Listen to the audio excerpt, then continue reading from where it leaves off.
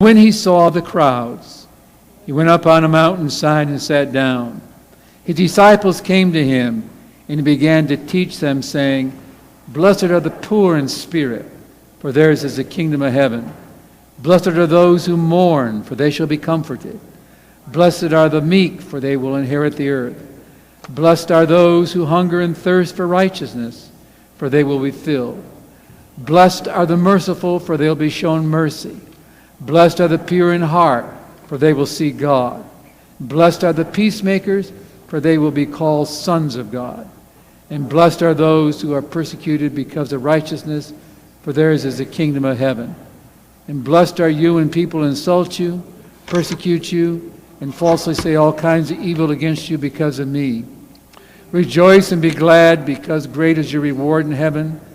For in the same way they persecuted the prophets who were before you." Happiness. Are you all happy this morning? Yeah. Were you happy yesterday? Will you be happy tomorrow? Unknown. Our happiness is fleeting. Our happiness is built on so many false precepts. Just a quick reminder that we think that status, possessions, achievements, and the list goes on, we think they're all things of happiness. Partial. Because they're fleet. They don't stay with us. They go away eventually. And you know, Jesus, in different portions of his teaching, talked about getting 2 and 3 people together in unison. You know that's a tough thing to do? It's a tough thing to get a husband and wife together in constant unison. Is it not? It's very difficult to be in constant union with your best friend. Is it not? That's why we have so many divisions. Not that we should all think alike, act alike, do alike, but if we could be one in our goals, in our spirit, in our wanting to reach out and help others. If those could be our priorities, what a change would come to us and to others. Jesus took just 12 men. He had them for 3 years. He couldn't get them together. Partially, but not totally. They would be with him at times, and then at other times they were not with him at all. I was reading a book this past week that a friend loaned me. It's just a thin paperback. It's a biography of John Oliver Nelson, who you don't know, and I only briefly know.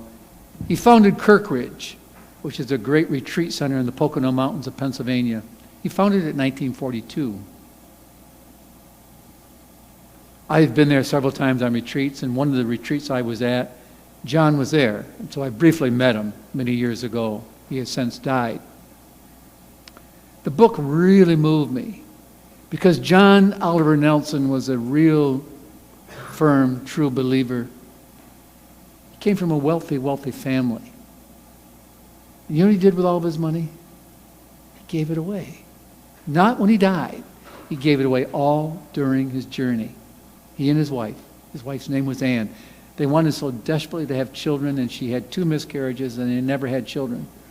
So he took a boy in at 14 as an adopted son and had a tremendous relationship with him.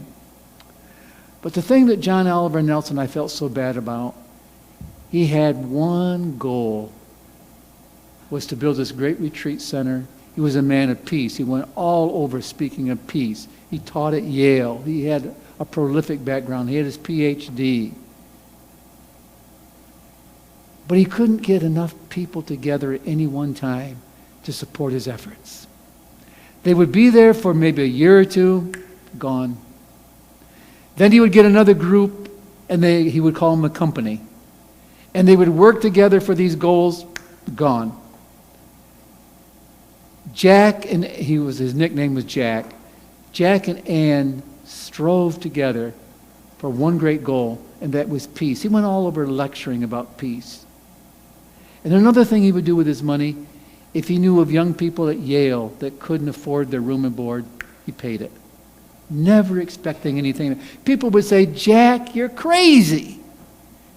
You'll never get this back." He said, "I don't intend to. That's not my purpose. My purpose is to help other people." Because he said, Jesus said, blessed are those who give. Blessed are those who share. If you were in jail, he'd go down and bail you out. They'd come and steal his car after he got him out of jail. It's all in the book.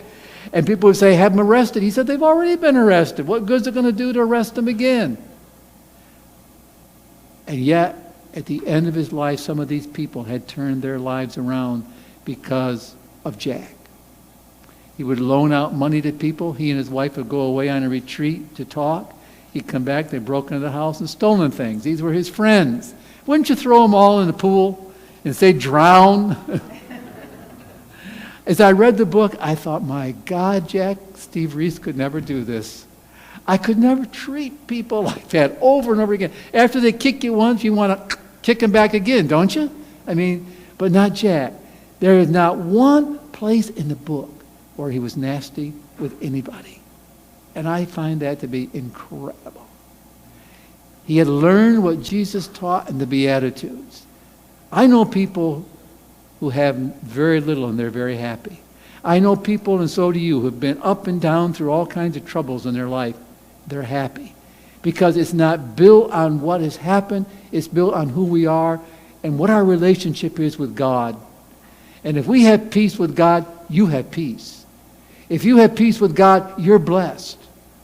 If you have peace with God, you have peace with everybody around you. And one of the things I want to close with is this. The biggest problem that I see with relationships is one word, and it starts with G. It's grudge. And too many of us hold grudges about nonsense, about things that don't amount to a hill of beans. And we won't ask forgiveness, and we won't give it up, and we even are so mean that we wish something bad would happen to some of these people that we got grudges again. And when we hear bad things about them, you know what? If we're really honest, we say, they deserved it. Because inside of us, we have all of this garbage that we won't let go of. And consequently, you never come into peace. You never come into happiness because it holds you back. And I know people that are so unhappy today, and if they would open up and tell you the whole story, 90% of it comes from garbage inside of them that they've never let go of. And that's what's preventing them from being happy. Jesus said, if you give up all these things, you could come into real happiness. Are you willing to do it? I hope so. Father, this morning, bless us as we work on ourselves to find that there is happiness and it comes through your kingdom. Amen. Deacons, if you come, please, we'll serve the Eucharist.